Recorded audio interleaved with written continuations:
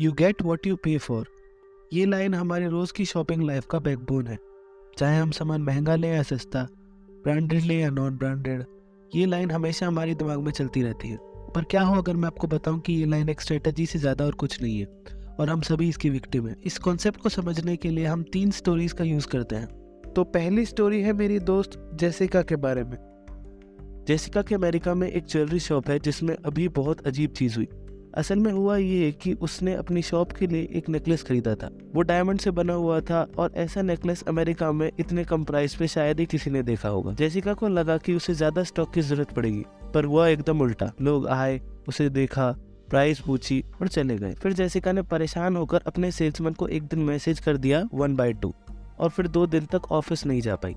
जब वो वापस गई तो देखा कि सारे नेकलेस बिक गए, पर सेल्समैन बहुत कंफ्यूज था। उसने जेसिका से पूछा कि ऐसा क्यों हुआ कि जो चीज हाफ में नहीं बिक रही थी वो चीज डबल प्राइस में बिक गई। जेसिका ने सरप्राइज होकर अपना मैसेज फिर से देखा तो उसने पाया कि उसने 1/2 की जगह 2x लिख दिया था। अब जेसिका भी बहुत कंफ्यूज थी कि ऐसा क्यों हुआ। आपको क्या लगता है ऐसा क्यों हुआ? जेसिका का केस इंटरेस्टिंग तो था, पर इसका उसकी प्राइस, उसकी शॉप या उसके नेकलेस से कुछ लेना देना नहीं था। जिस चीज ने मेजर डिफरेंस डाला वो था उन कस्टमर्स का माइंडसेट। और जब बात दिमाग की हो तो जवाब एक साइकोलॉजिस्ट से अच्छा और कौन दे सकता है। तो जिस दूसरी स्टोरी की हमें जरूरत पड़ेगी वो है टर्कीज के बारे में।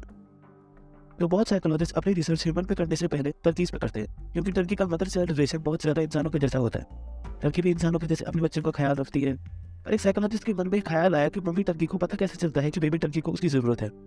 तो उन्होंने ये नोटिस किया कि जब भी बेबी टर्की को मम्मा टर्की की जरूरत पड़ती तब वो चैप चैप का साउंड निकालती और मम्मा टर्की को पता चल जाता। तो साइकोलॉजिस्ट ने एक एक्सपेरिमेंट करने की सोची। उन्होंने उन सारे बेबी टर्कीज के बीच में एक लकड़ी की टर्की को रख दिया। पहले तो मम्मा टर्की ने उस पर ध्यान नहीं दिया और सिर्फ अपने बच्चों का ध्यान रखती रही। फिर उन साइकोलॉजिस्ट ने उस लकड़ी की टर्की के गले में एक रिकॉर्डर फिक्स कर दिया जो चैप चैप की आवाज निकालता था। जैसे ही मम्मा टर्की ने वो आवाज सुनी वो बिल्कुल अपने बच्चों को जैसे उस लकड़ी की टर्की को भी ध्यान रखने लगी। ऐसा लग रहा था कि मम्मा टर्की को अपने बच्चों को नहीं बल्कि उस आवाज को पहचानती थी। मतलब अगर कोई टर्की गूंगा पैदा हुआ तो वो भूखा ही मर जाएगा। इस कहानी की सबसे इंटरेस्टिंग कैरेक्टर थी वो मम्मा टर्की, क्योंकि उन्हें बेवकूफ बनाना बहुत आसान है। पर हम ह्यूमंस तो बहुत एडवांस्ड हैं और हमसे ऐसी गलती शायद कभी नहीं हो सकती। पर आपको ये जान के हैरानी होगी कि यही गलती हम रोज करते हैं पर बिना नोटिस किए। तो चलिए हम अपनी पहली कहानी पे चलते हैं और सिमिलैरिटी ढूंढते हैं कि उस मम्मा टर्की और हमारे बीच में क्या सिमिलैरिटी है। तो जो जेसिका की शॉप में हुआ उसका एक बेसिक रीजन है पैटर्न्स, जो दिमाग पास्ट एक्सपीरियंस से डेवलप करता है और उन्हें यूज करता है टाइम बचाने के लिए।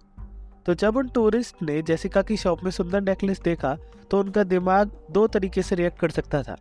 या तो वो उस नेकलेस को देख के ये सोचते कि उन्हें सब कुछ रिसर्च करके लेना चाहिए, वो घंटों की रिसर्च का यूज करके उस नेकलेस को खरीदते, या फिर वो उस मम्मा टर्की की तरह चैप चैप की आवाज पे ध्यान देते। और वो चैप चैप की आवाज और कुछ नहीं, प्राइस थी। ना तो वो टूरिस्ट ज्वेलरी में एक्सपर्ट थे और ना ही उन्हें रिसर्च करने का टाइम था। और हमारा प्यारा आलसी दिमाग उन पैटर्न्स पे रिलाई करता है और पैटर्न्स के हिसाब से एक्सपेंसिव इक्वल्स टू गुड। हर ब्रांड हमें उस मदर टर्की की तरह ट्रीट करता है, बस वो चैप चैप का साउंड हाई प्राइस में बदल जाता है। इन पैटर्न्स को भले ही हमारा दिमाग अपने यूज के लिए बनाता है, पर अगर कोई इन पैटर्न्स को समझ जाए तो वो हमारा वही हाल कर सकता है जो साइकोलॉजिस्ट ने टर्की का किया था। इसीलिए हमें अपने ब्रेन को ट्रेन करने की जरूरत है और ऐसा करना बहुत ही आसान है। हमें इंटेलिजेंट गेम्स खेलने चाहिए जैसे चेस या फिर डेथ बाय द लेटर। इस गेम में आपको क्लूज मिलते हैं जिनको आपको यूज करके किलर को ढूंढना है। ये एक मर्डर मिस्ट्री मूवी के जैसा है जिसमें हीरो डिटेक्टिव आप खुद हैं। ये गेम आपको अनसर्टेनिटी के लिए रेडी करता है जो कि आपके ब्रेन के लिए बहुत एसेंशियल है, वरना कोई भी आपको अपनी स्ट्रेटेजी के जरिए विक्टिमाइज कर सकता है। जानता हूँ ये मानना थोड़ा मुश्किल है कि हम ये करते हैं, इसलिए हम चलते हैं अपनी थर्ड स्टोरी। तो जिस तीसरी स्टोरी की हमें जरूरत पड़ेगी वो है एक प्रिंटर के बारे में। असल में कुछ साल पहले एक रशियन साइकोलॉजिस्ट ने ये देखा कि उनकी यूनिवर्सिटी में सिर्फ एक ही प्रिंटर है, जहाँ से लोगों को फोटोकॉपी करने के लिए हमेशा लंबी लाइनों में खड़ा रहना पड़ता था। तो उन्होंने एक एक्सपेरिमेंट करने की सोची। सबसे पहले उन्होंने अपने 100 लड़कों की क्लास में जाकर ये बोला कि एक एक करके उस प्रिंटर के सामने खड़ी लाइन से जाकर ये एग्जैक्ट वर्ड्स कहो जो मैंने कहे। प्लीज मुझे ये प्रिंटर पहले यूज करने दो। सिर्फ इतना ही कहना। का रिजल्ट काफी ऑब्वियस था। 100 में से सिर्फ 8 लड़कों को ही वो प्रिंटर यूज करने को मिला। दूसरे दिन उन साइकोलॉजिस्ट ने उन लड़कों को ये कहने को कहा, प्लीज मुझे प्रिंटर यूज करने दो क्योंकि HOD ने मुझे बोला है कि बहुत अर्जेंट है। स्टूडेंट्स ने साइकोलॉजिस्ट से कहा कि ये रिजल्ट बहुत ऑब्वियस थे, रीजन जानने के बाद ज्यादा लोग ही हेल्प करने देंगे। साइकोलॉजिस्ट ने तीसरी बार स्टूडेंट से कहा कि अब जो मैं बोल रहा हूँ वो एग्जैक्ट वर्ड्स बोलना, प्लीज मुझे ये प्रिंटर यूज करने दो क्योंकि मुझे ये प्रिंटर पहले यूज करना है। सारे लड़के हंसने लगे और बोले कि सब मना कर देंगे, ये कैसा रीजन हुआ। पर रिजल्ट्स बिल्कुल उल्टे हुए। इस बार 100 में से 90 लोगों ने वो प्रिंटर यूज करने दिया। ने देखा वहाँ क्या हुआ, कोई फर्क नहीं पड़ता कि क्या रीजन था, उन्हें वो चैप चैप की साउंड मिली और उन्होंने रिएक्ट किया।